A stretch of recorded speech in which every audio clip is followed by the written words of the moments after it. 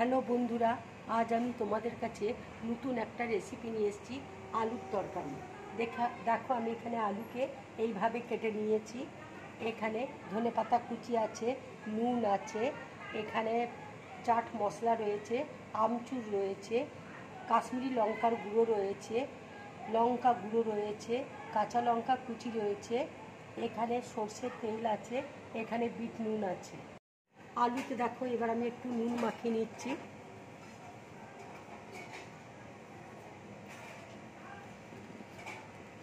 তেল দেখো গরম হয়ে গেছে, এবার আমি আলুগুলো তেলের মধ্যে ছেড়ে দিচ্ছি।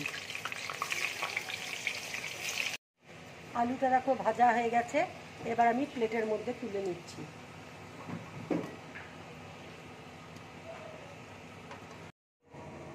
এবার দেখো বাটি দিয়ে আমি হালকা করে আলুগুলোকে চেপে নিচ্ছি, এইভাবে চেপে নেব।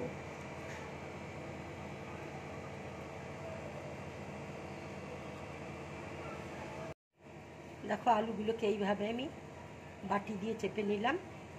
এবার আমি কড়াইয়ে দেখো তেল দিয়েছি, এবার তেলের মধ্যে আলুগুলোকে ভেজে নেব। এবার আলুগুলো তেলের মধ্যে দিয়ে দিচ্ছি।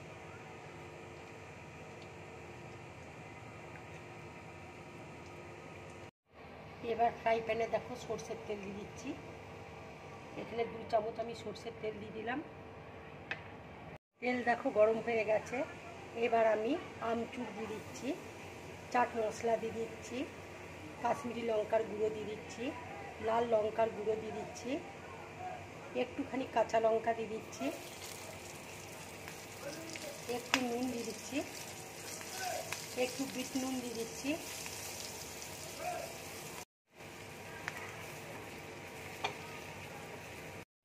আলুটা দেখো ভাজা হয়ে গেছে, এবার আমি প্লেটের মধ্যে তুলে নিচ্ছি।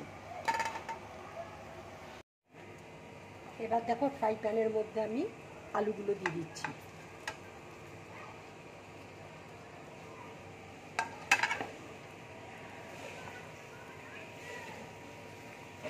আলুর তরকারিটা হয়ে গেছে, এবার উপর দিয়ে আমি একটু ধনেপাতা দিয়ে দিচ্ছি। এইভাবে আলুর তরকারি করে তোমরা গরম ভাতের সাথে কিংবা রুটির সাথে খাবে, খুব ভালো লাগবে খেতে। আমি গ্যাসটা অফ করে দিলাম, এবার আমি প্লেটের মধ্যে ঢেলে নেব।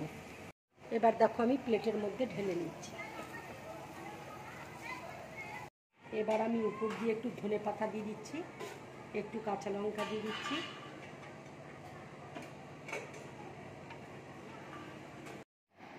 বন্ধুরা, আমার এই রান্নার রেসিপিটা তোমাদের যদি ভালো লাগে তাহলে লাইক করবে, শেয়ার করবে আর ড্রিম ব্লগ চ্যানেলটাকে সাবস্ক্রাইব করবে। নমস্কার।